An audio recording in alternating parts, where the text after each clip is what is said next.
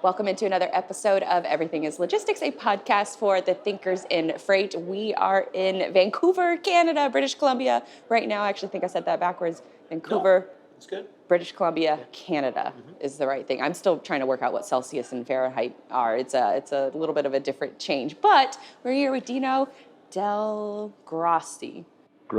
Del Grosso. Del Grosso. It doesn't really matter. That is a show. I don't know if you ever watched that show that was like on Disney Channel, Degrassi. Yes, Degrassi Junior High or something. That's where my brain went. So Dino, for folks who may not be aware of you and your company, you're a freight agent for SPI Logistics. That's the reason why we are here in Vancouver right now. So give folks a little bit of a sense of your business within SPI. Well, thank you very much for having me, Blythe. Appreciate it. And I'm from Montreal, Canada. So being in Vancouver for this conference is really cool, beautiful city. Like for me, the company SPI that I work for, or that I broker for, that I'm an agent for, is like a real family-oriented type of company that really caters to the agents. And when I was looking into the business, that's what I was looking for. I was looking for a company that would take me in and let me do what I do best, and let them do what they do best. So it was like a marriage made in heaven kind of, because they really give you great support and let me do what I'm good at. And, So it's not just like, because I think for a lot of companies, or maybe a lot of folks out there who hear like, oh, they treat us like family, they kind of roll their eyes, or like, I don't care about that. That's true. But the truth is that they treat us like family. Yes, I was going to say there's a very distinct. No there's a lot of companies that will BS that line. No. This is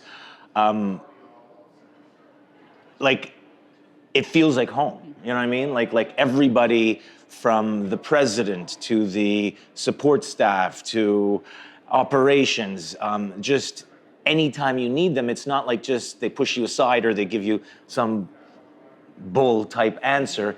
They want to help you, and it comes from within. You know what I mean? And it's really, you can feel it. You can tell when somebody's not, forthcoming or just like giving you an answer you want to hear or whatever. They make you feel right at home. They make you feel like Dino, what do you need to be successful? We're here to do it for you. And for me, I got the gift of gab, and I like to talk, and that's why you're on a podcast. And I like working with my customers, and I like to give my customers that homey feeling and that support, and knowing that I have it behind the scenes, it makes it easy for me. You know what I mean? So before you joined SPI, how did you get into freight? How did you get into the world of logistics? Was it family? Was it you just kind of fell into it? It was a buddy of mine actually. So I came from the network marketing background, and he was part of my team in my network marketing. What is network marketing? So network marketing is, have you heard of Amway? Yeah. Okay. So it's kind of like Amway, but for a telecom company. Okay. So I started doing that a little over 10 years ago. No, more than that. I'm getting old. Sorry. Probably about 15 years ago. And my friend was doing freight, was an agent, and he would come over to my place, and I would teach him the network marketing business. Oh wow. And after him, coming over to my place, 4 times a week, for 2 hours, I was like, don't you work? Like, what do you do for a living? And he explained brokering, right? And the freight part of it, and that there's like residual income. And I'm all about that passive income. You build something, and then you reap the benefits as it keeps growing. So I asked him to explain a little bit about the business, and he said, yeah, well, you get a customer, you move freight, and then they move other freight, and then just keep calling you to move their freight. And it's like a reoccurring thing. And I said, well, explain and then tell me. And then so I got involved. And then I started working with his company, part-time. It wasn't the perfect fit. And then I found SPI.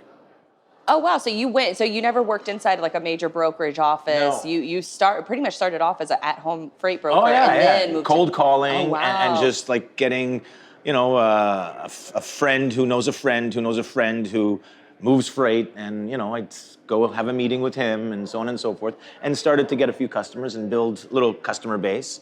And then, within a couple of years, it just wasn't the right fit. Didn't like the management. They weren't what I was looking for.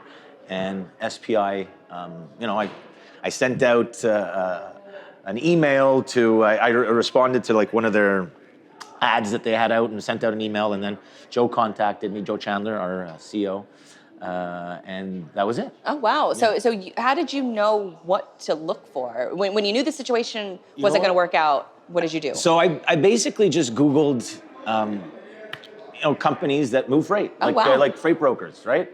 And like a bunch of names came out, and luckily, SPI was one that I called like within my first 2 or 3. Wow. And got a response. Do you remember what you Googled? Probably freight. Gold mine. Yeah. Freight broker. I don't remember. I really don't remember what my search was, but SPI came up. There was a few other companies, and I called a few, or I emailed a couple of companies, and I liked SPI. So what were the type of questions that you initially had to make sure it was a good fit? So number one, right, is how much do you pay? Right? That's what's my worth, right? So that was one of my questions. Where are you located? Like, is it, what kind of support do you have? How many people are in the company, and how many agents do you have across Canada, North America, the US, and those were my main questions. And just a feel, like I like to feel the person out, and I just got good vibes from Joe Chandler, and we met. They had a rendezvous like this. So what happened was before joining, they had a rendezvous in Arizona in January, and I believe I started getting involved in like December, and then when I came down to their rendezvous, they flew me down, and I just fell in love with everybody, and that's how it got going. During your search, were there any sort of red flags from other, yes, without, I guess, mentioning the company names, but what were those red flags? Just the hard sales pitch. Just we're the best, and you need to come with us, and so on and so forth. And just, I don't know, I didn't get the right feeling of the person I was talking to. Where Joe is more soft-spoken and warm, and I just truthful. It's like a calm confidence about him. Yeah. For folks who may not be familiar with Joe, there very much is like a calm confidence with him. Amazing human being. And so after you make the decision, you're going to join SPI. So what does that initial sort of onboarding process look like? Is it a complete overhaul of your entire company, like business processes? Like, talk to me about the onboarding. So you've got customers that you move over, right? You start with getting this customer, from company ABC. Well, I'm moving over to this company, and it's really easy. A lot of people are worried about that, right? I was going to say, because they're scared, right? Yeah. But your customer is really moving freight because of you. It's you. It's not anybody can move freight. Like you can move my customer's freight, but if you can't deal with my customer the way I deal with my customer, or the relationship that I've built with my customer,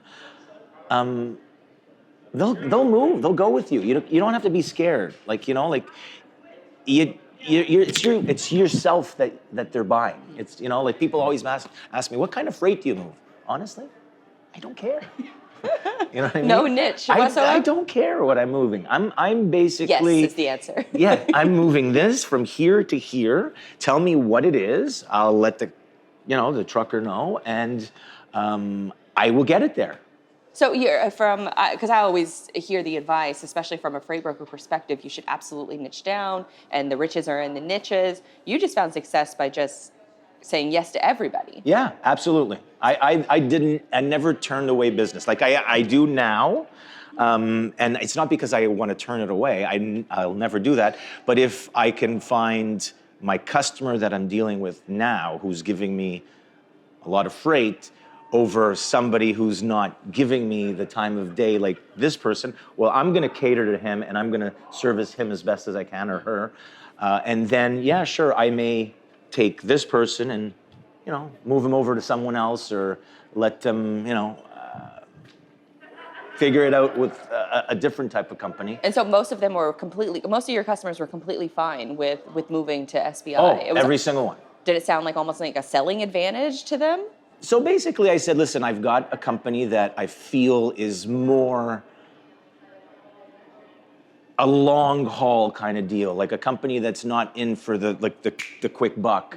They're here to service me and you forever, because I don't want to, like I always tell my customers, I might not always be the cheapest, but you know that I'm there for you forever, and whatever you need, I will, you can reach me on a Saturday or a Sunday or whatever.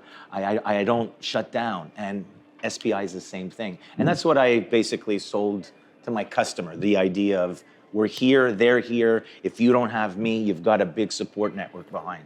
Now, before we started recording, there was a little bit of a heated debate on whether you didn't get that on tape. No, unfortunately, we didn't get that on tape. I wish we did. But we were discussing one of the earlier educational sessions, because we are at one of SPI's rendezvous. Is that how you pronounce it? Rendezvous. Rendezvous. Yeah, that was okay. perfect. Whew, good, thank God. So we were listening into a couple different discussions, and one of the leaders, executive leaders, said that you should be making 100 cold calls a day. And you vehemently agree with that or disagree with that, and why? You're going to get me in trouble, aren't you? Anytime we have a deep sigh before an answer, I know something good's coming. So I believe in blasting, like just trying to find everybody that you can. And then once you do that, then you can start to pick and choose. Then you can start to really take a certain customer and nurture them and work with them. But until you find that specific customer, there's millions of customers out there. So why settle at just trying to talk to one person today? Try and get your message out to 1 million people, and then you can start picking and choosing, or, I guess your cold outreach strategy. So talk to me about, it's cold email of what you focus on as far as like email blasts, letting people know, your services and what you do. Talk to me about, I guess, like this, what are the software that you're using? Is it just email provider and you just copy and paste? Listen, I'll tell you a little story, okay, of how I got a really big customer that is over 50% of my business today. And it was through an email from a friend of mine who flipped an email from somebody else, and in the body of the email, it was about hockey. I'm a big hockey fan, and what happened was I took the names that were copied on this email, and I basically used it as like a warm market kind of tool, and So there was like about 200 names, and out of the 200 names, 100 of them had either a Gmail or a Hotmail account that I just deleted and disregarded, and the other ones with a company name attached to it, I just sent out a generic email saying, "Hey, my name is so and so. I know that we have a common friend, and that friend basically mentioned that you may be interested in having a conversation about freight." So out of the 100 that I sent out, I got about 30 responses. Out of the 30 responses, I booked 10 meetings. Wow. Out of the 10 meetings, one of the guys who's today my biggest customer, I started moving freight for, introduced me to another agent, another branch manager in a different city. Then I started moving freight with him, and from that point, he introduced me to another, and that gave me my whole North America-wide 900 branches. Wow. And it was just luck and just, I guess, persistence, and just thinking outside the box. And that's what I tell all my reps is, like, do what somebody else is not going to do. Like if you think that's the wrong thing, maybe it might not be. Think it over, and if you can generate somebody breathing, like, do it. And I think you just hit on a key word there. So you talk to a lot of your agents because you have sub agents that work underneath you, which is interesting because you come from that Amway background. Yeah. So tell folks, I guess, how this business model works for you to have sub agents under your own agency. So what I've what I started to think, because I liked the residual passive income, Sure. I would get people involved that are already involved in the business, in freight, moving freight and stuff, and give them a percentage. Example, let's say I get 50%. Well, I would bring them on, give them 45%. I would keep 5%, but I would help them build their business and help them get customers and have a support system that way. So we have I've got a group of about 8 people, and they're happy with the way we work it because they're doing really well, and we have customers that we share, and I'm always there to support them and help them with their questions and so on and so forth. So that's interesting because I know for a lot of agent programs, they'll have almost, I don't want to say like a conflict of interest, but when you have an in-house brokerage team and then you also have an agent network, I think that there is sometimes that can be naturally just a conflict of interest. But for a lot of those freight brokers, they can't just go out and become a freight agent. You have to build that book of business. You have to get those customers and then be almost recruited by a larger agent platform like a SPI. So there's that jumping off point I think is missing from a lot of the industry. And it sounds like that's what you're providing is almost like that pathway.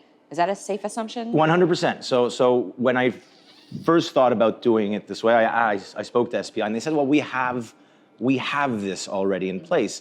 I said, but I'd like to put it in place for myself, but for SPI, and if I can bring some people over that I know that have business and nurture their business, is it okay? And they basically said, you know what, we see where you're going, and we're here to help you. So it was cool. It was fine. They were okay with it.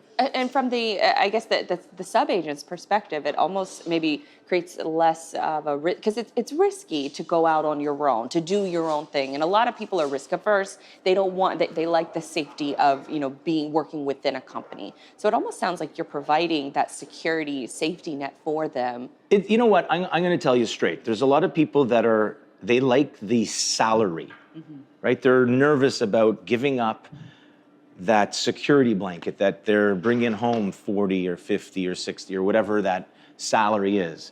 But I don't believe they're getting their worth. I know what I'm worth. I know how hard I work. I know what I can achieve. And there's tons of people out there that have that, but they're scared because they have that stability of, no.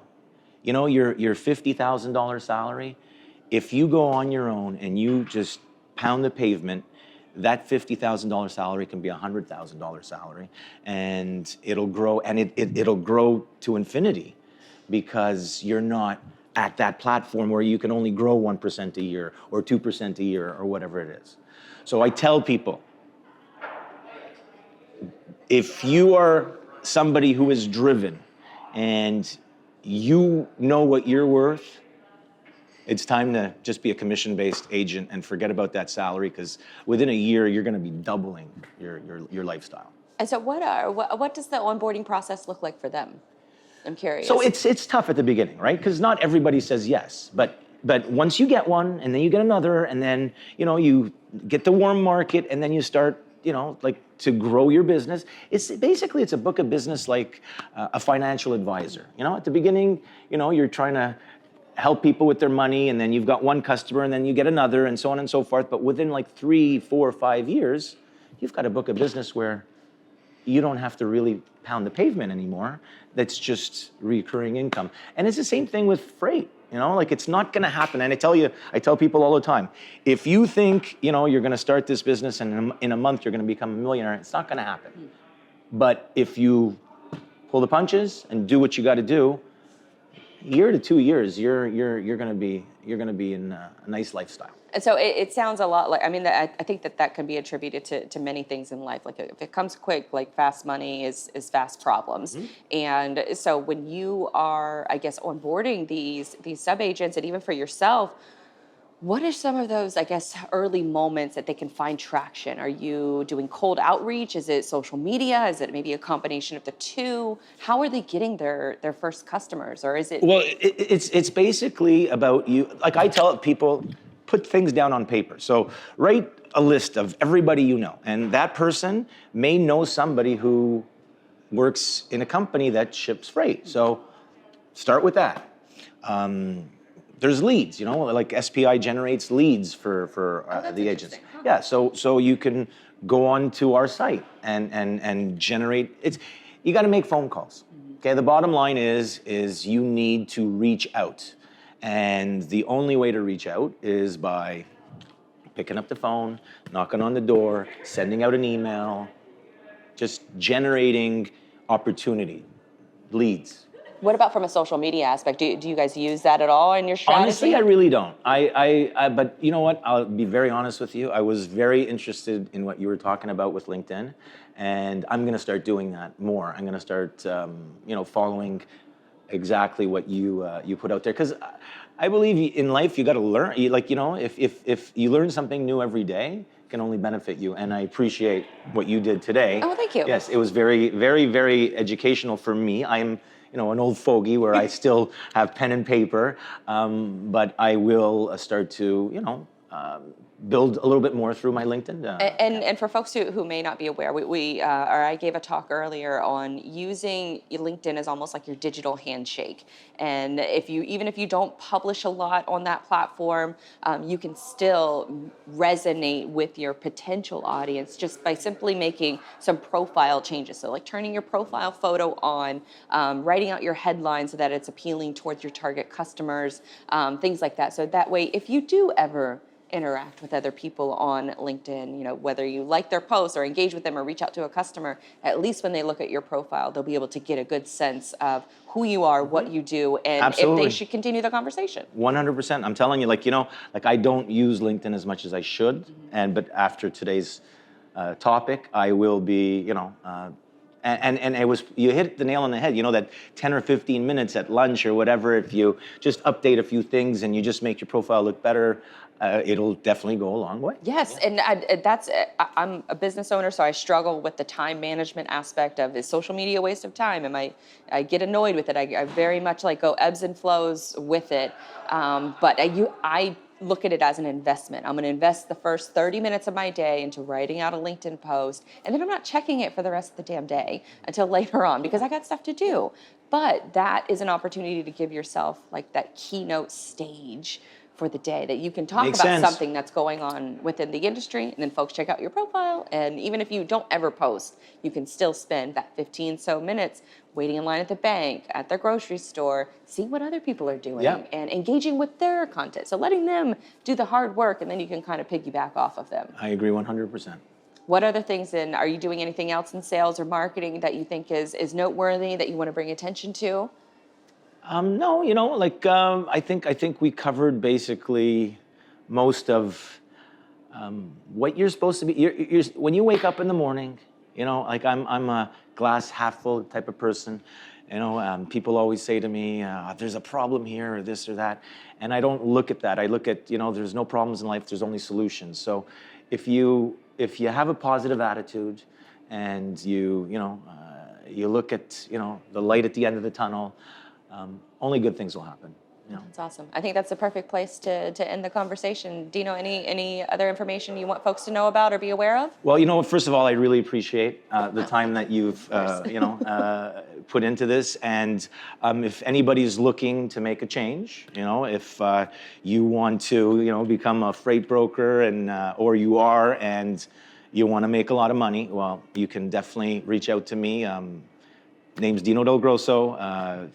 You can. My email is dino@spi3pl.com. Send out an email or check out my LinkedIn page, which I will be fixing. Go. And send me a message, and we can definitely have a conversation. Awesome. Great insight. Thank you. Thank you Dino. so much for your time. Absolutely. Have a great day.